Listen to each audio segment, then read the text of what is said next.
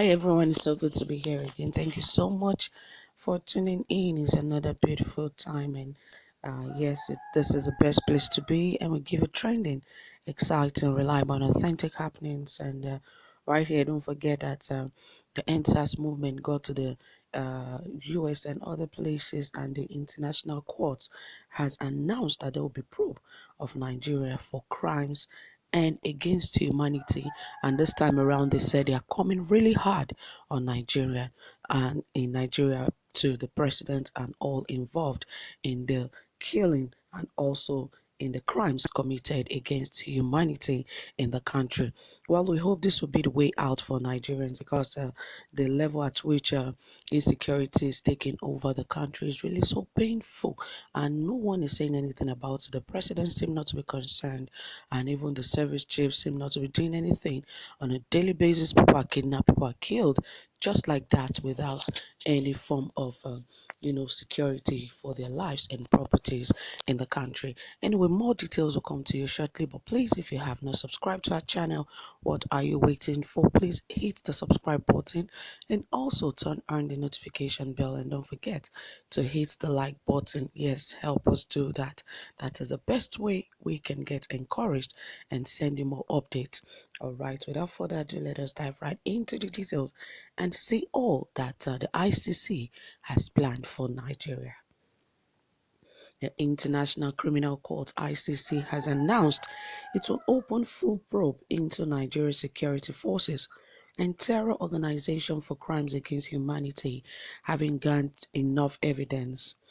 Fatou Bensouda, the ICC prosecutor, made this known amid ongoing violence in the northeast that saw at least 76 people slaughtered by the Boko Haram jihadists 2 weeks ago.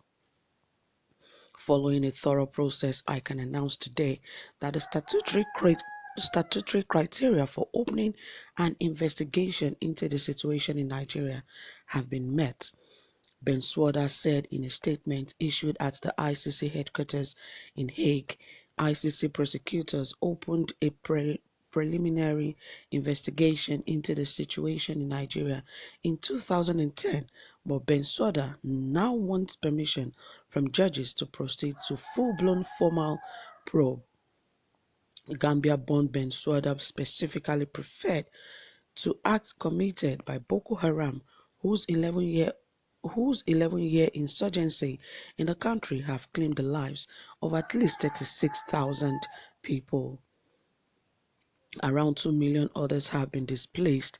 According to UN figures, Boko Haram and its splinter group have committed acts that constitute crimes against humanity and war crimes, including murder, rape, sexual slavery, enslavement, torture, cruel treatment, Bensouda said. But while the vast majority of the crimes were committed by non-state perpetrators, we also found a reasonable basis to believe that members of the Nigerian security forces committed acts constituting crimes against humanity and war crimes, Bensouda said. This included murder, rape, torture, and cruel treatment, as well as enforced disappearance and forcible transfers of the population and attacks directed at civilians. A full investigation by the ICC set up in 2002 to try the world's worst crimes could eventually lead to charges over the violence in the oil-rich African nation, which has been fueled by the Boko Haram insurgency. Bensouda said Nigeria has made some efforts to prosecute mainly low-level captured Boko Haram fighters, while military authorities told her they have examined and dismissed allegations against their own troops. I have given ample time for these proceedings to progress, keeping in mind the ICC's complementarity principle, which means it would only get involved in investigations and prosecutions if a member state was unable or unwilling to do so, she added. Our assessment is that none of these proceedings relate, even indirectly, to the forms of conduct or categories of persons that would likely form the focus of my investigation, Bensouda said.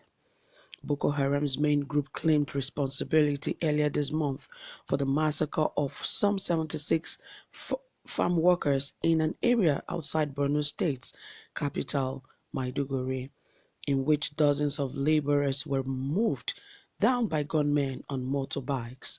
Farm workers were also tied up and had their throats slit in the attack, believed to be seeking revenge on villagers for seizing the troops, the group's fighters, and handing them over to the authorities. The massacre provoked widespread international condemnation, including by the head of the Catholic Church.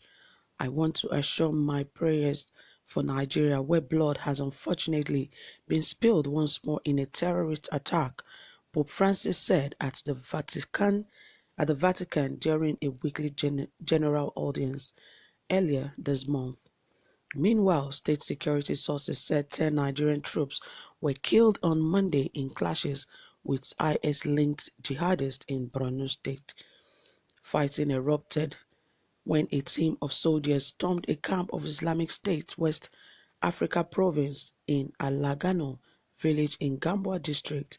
Alagamo, which lies 150 kilometers 90 miles from regional capital Maiduguri, is a stronghold of ISWAP, which split from the Boko Haram jihadist group in 2016 and rose to become a dominant force. ISWAP has increasingly been attacking civilians, killing and abducting people on highways, as well as raiding villages for food supplies. Violence in Nigeria has spread to neighboring Chad, Niger, and Cameroon, prompting a regional military coalition to fight the militant group. Today, I announce the conclusion of the preliminary examination of the situation in Nigeria, as I stated last year at the Annual Assembly of States Parties. Before I end my term as prosecutor of the International Criminal Court (ICC) or the courts, I intend to reach determinations on all files that have been under my preliminary examination under my tenure as far as I am able. In that statement, I also indicated a high likelihood that several preliminary examinations would progress to the investigative stage. Following all thorough process, I can announce today that the statutory criteria for opening an investigation into the situation in Nigeria has been met. So obviously you can see that the ICC leader and the prosecutor is really ready to work in Nigeria. We just hope that he gets the cooperation needed and necessary to ensure all goes well with this. But all the same, guys, thank you so much for listening. I really appreciate you. Don't forget to drop your comments and also give this video a thumbs up. Thank you for being here. Do have a pleasant time. Bye for now.